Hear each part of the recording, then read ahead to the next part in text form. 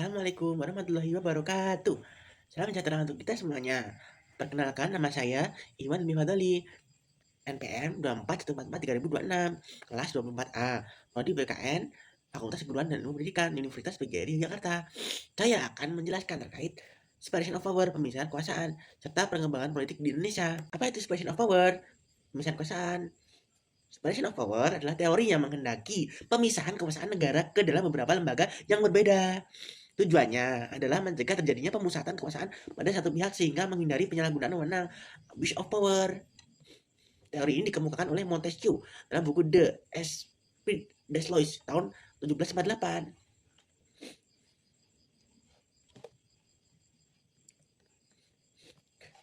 Tujuannya mencegah lahirnya pemerintahan yang otoriter, menjamin kebebasan dan hak kewarganegaraan negara, menciptakan sistem pengawasan antar lembaga negara, menjaga stabilitas dan keseimbangan pemerintahan, mewujudkan prinsip negara hukum rule of law.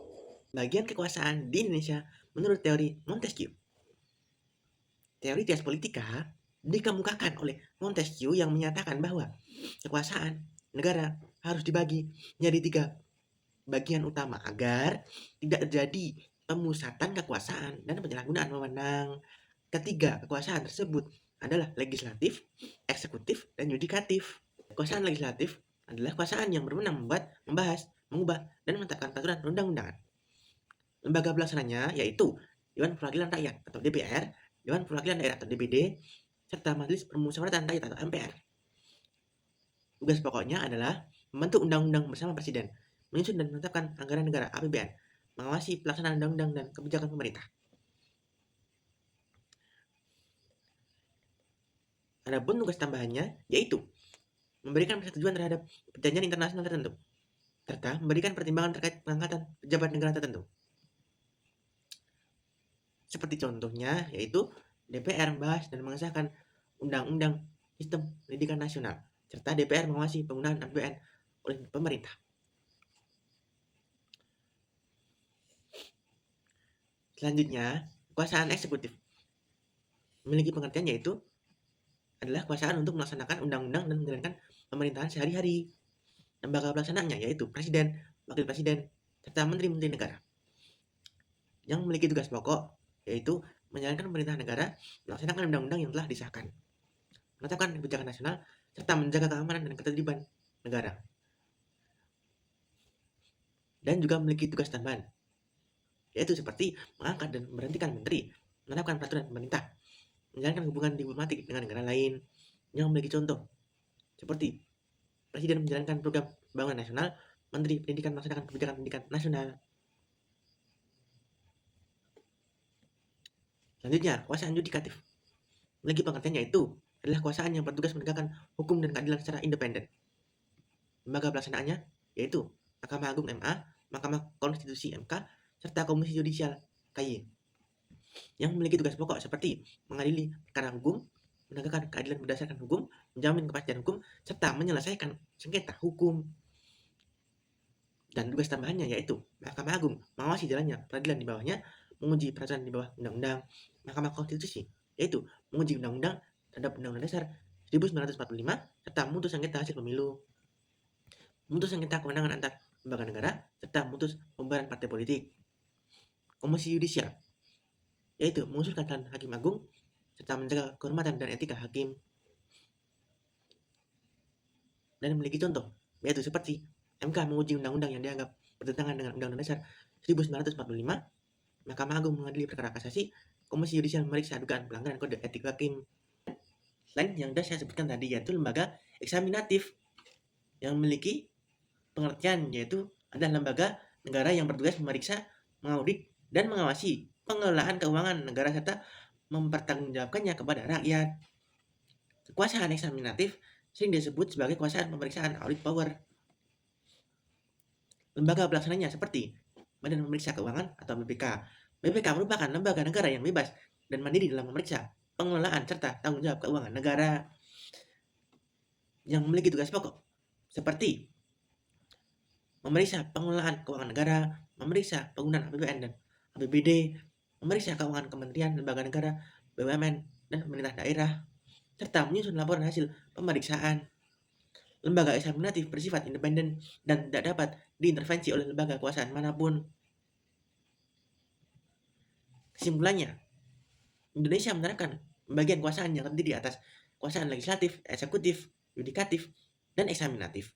Pembagian tersebut bertujuan menciptakan keseimbangan kekuasaan, check and balance, sehingga tidak terjadi pemusatan kekuasaan pada satu lembaga. Dengan adanya pembagian kekuasaan tersebut, penyelenggaraan negara diharapkan berlangsung secara demokratis, transparan, dan akuntabel. Yang selanjutnya, perkembangan politik di Indonesia.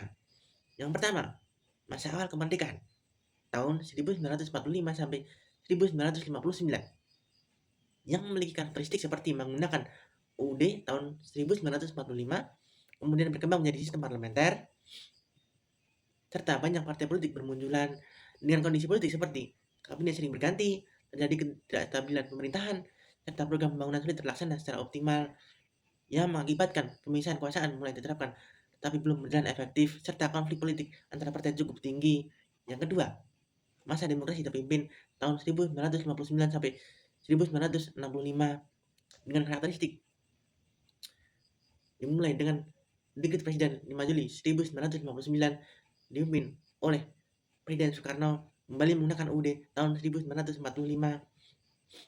dengan kondisi politik seperti kekuasaan presiden sangat dominan, peran parlemen semakin berkurang, militer dan kelompok politik tertentu memiliki pengaruh besar yang mengakibatkan prinsip pemisahan kekuasaan mengalami pelemahan, kekuasaan lebih terpusat pada presiden, serta sistem pengawasan antar lembaga tidak berjalan optimal.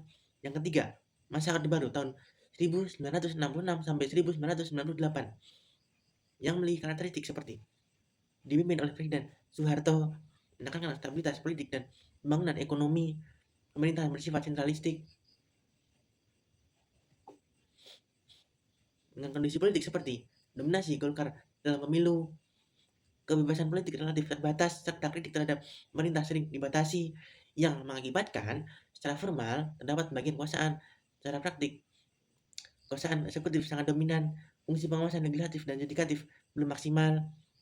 Yang keempat, masa reformasi tahun 1998 sampai sekarang yang memiliki karakteristik seperti dimulai setelah jatuhnya rezim Orde Baru, menuntut demokrasi dan transparansi, dilakukan amandemen Undang-Undang Dasar tahun 1945 sebanyak 4 kali,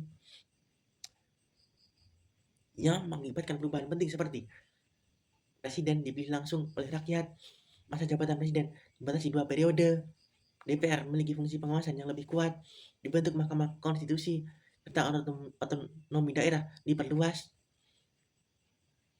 yang memiliki dampak positif seperti demokrasi semakin berkembang, kebebasan pers meningkat, partisipasi masyarakat dalam politik semakin tinggi, serta pengawasan terhadap pemerintah lebih terbuka. Namun, juga memiliki tantangan seperti korupsi masih terjadi, serta politik uang dalam pemilu, polarisasi politik masyarakat, rendahnya kualitas dikaderisasi partai, serta munculnya kecenderungan oligarki politik yang mengakibatkan era reformasi merupakan periode paling dekat dengan penerapan prinsip check and balance, hubungan antar lembaga negara menjadi lebih seimbang.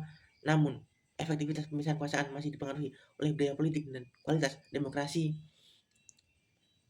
Kesimpulannya, separation of power adalah konsep bagian kekuasaan negara untuk mencegah penyalahgunaan kekuasaan. Teori ini dikemukakan oleh Montesquieu dan membagi kekuasaan menjadi legislatif, eksekutif, dan yudikatif. Serta Indonesia tidak menerapkan pemisahan kekuasaan secara mutlak, melainkan bagian kekuasaan, distribution of power. Sekian dari saya, apabila ada kesalahan dalam pengucapan dan perkataan ataupun bahasa, mohon dimaafkan. Wassalamualaikum warahmatullahi wabarakatuh. See you.